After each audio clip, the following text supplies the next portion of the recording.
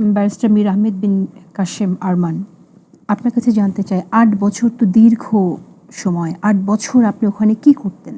এই ছোট্ট জায়গাটার ভিতরে কিভাবে দিনের পর দিন পার করতেন? সত্যি অসহ্য মনে হতো যে মৃত্যু হচ্ছে ভালো। কিন্তু আমি নিজেকে একজন আধ্যাত্মিক বিশ্বাসী মানুষ মনে করি। আমি যখন বুঝতে পারলাম যে আমি অপহরণের শিকার হয়েছে এবং হয়তো আমি এখান থেকে জীবিত বেরোতে পারবো না, তখন আমি নিজেকে বলতাম, দুনিয়াটা যখন চলে গেল, যতটুকু সম্ভব আমি আমার পরকালের অ্যাকাউন্টটা যেন ভারী করে যেতে পারি। আমি চেষ্টা করেছি যতটুকু সম্ভব ইবাদত বন্দেগীর মধ্যে সময় কাটানোর জন্য। বারবার তাদেরকে আকুল আবেদন করতাম যে একটা ঘুরি দেন, যাতে নামাজটা পড়তে পারি সময় মতো। আর যদি কিছু না দেন, কথা বলি মনে হয় যে আপনারা মুসলমান, আমি মুসলমান, একটা ক্রোশশিপ দেন, আল্লাহকে যদি ডাকতে পারি। বললে দেওয়া যাবে না আদেশ।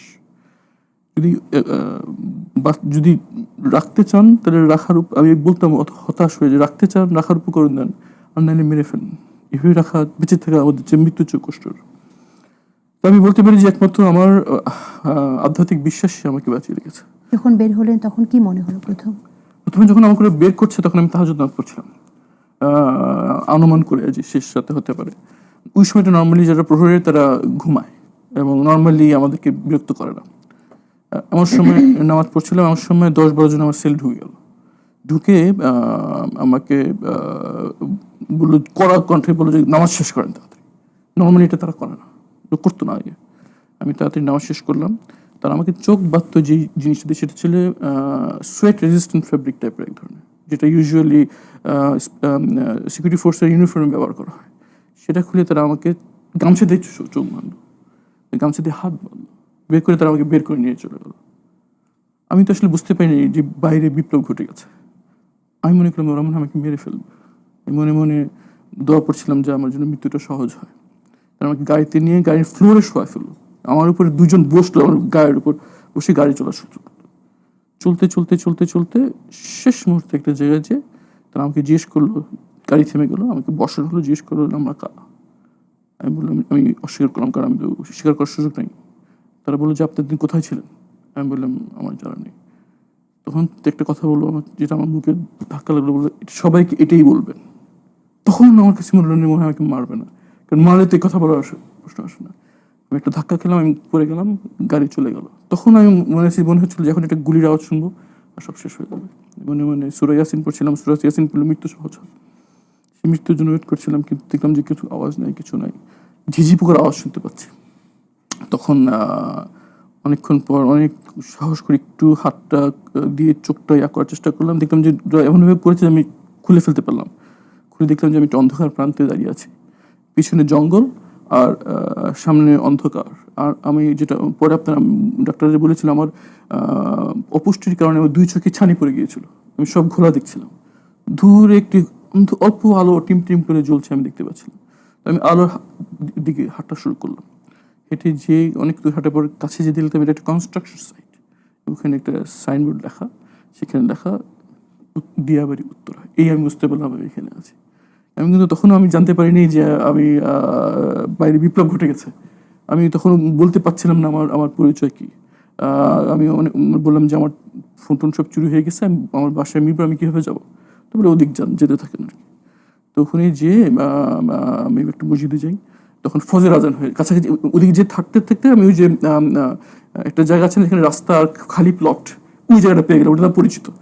তারপর হাঁটতে হাঁটতে আমি হাঁটতে থাকি, তখন কিছুক্ষণ পর আমি দেখলাম যে একটা বড় জায়গায় সাইনে লেখা মেট্রো রেল স্টেশন। আমি জানতাম না যে হয়ে গেছে মেট্রো রেল। এবং তখন ফজর আজান হয়, আমি সবজি বিক্রেতা হেঁটে যাচ্ছে, তাদেরকে আমি জিজ্ঞেস করলাম যে আজানটা কোন দিকে। তারা মসজিদ দেখে গেল। আমি মসজিদে যেয়ে দেখলাম যে 15 নম্বর সেক্টর জামে মসজিদ। সেখানে নামাজ পড়লাম, মনে মনে খুব করছে, কারণ আমি তো জানি যে এখন স্বৈরশাসক চলছে। আমার পরিচয় দিলে আমার কোন বিপদ আসবে, ভয় আমি পরিচয় দিতে পারছিলাম না। আমার ফোন নাম্বার দীর্ঘদিন মনে নেই কিছু আমার। তো আমি অনেক নামাজ পড়ে অনেক সাহস নিয়ে ইমাম সাহেবের সাথে গেলাম। উত্তরা যেহেতু বুঝতে পেরেছি, উত্তরা একটি অলাভজনক একটি প্রতিষ্ঠান, একটি হাসপাতাল ছিল, যেটা আমার পিতা প্রতিষ্ঠা করে রেখেছেন। তো আমার অনেক আল্লাহ আমার হলো যে উঠে গেলে হয়তো লোকজন আমাকে চিনতে পারবে। আমি ইমাম সাহেবকে যে বললাম যে ভাই আমি তো সব চিন্তা হয়ে গেছে, উত্তরায় একটু হাসপাতালটার পাশে আমার আত্মীয় থাকে, আমাকে নিয়ে যাবে নাকি। তো উনি আমাকে হাসপাতালে নিয়ে গেলেন। হাসপাতালের লোকজন, আমি একটু ময়লা লুঙ্গি পরা ছিলাম, ছেঁড়া গেঞ্জি গায়ে ছিল, গায়ে গামছা যেটাতে চোখ ভিতরে গায়ে ভরা ছিল, তারা আমাকে ঢুকতে দিচ্ছে না। বলছে যে কি কি দরকার, বললাম একটু কথা বলা দরকার, বড় স্যার কেউ আছে নাকি?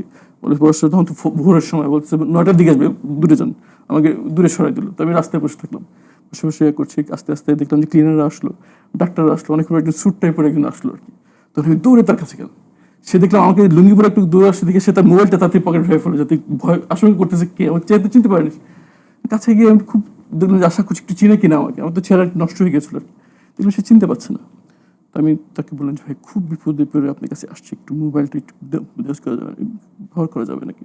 সে খুব সন্দেহ থেকে তাকাচ্ছে আমার দিকে, মোবাইল কেন? আমি বললাম একটু বিপদে পড়ে এসেছি, একটু যদি দেখাতে সুযোগ দিতেন। সে তখন তো মোবাইলটা আমাকে দেয়, তখন আমি গুগল সার্চ করি আমার নাম, তখন আমার ওই ছবিটা উঠে আসে যে স্যুট টুট। তো আমি মোবাইলটা আমার মুখের কাছে নিয়ে দেখলাম, চিনতে পারছেন?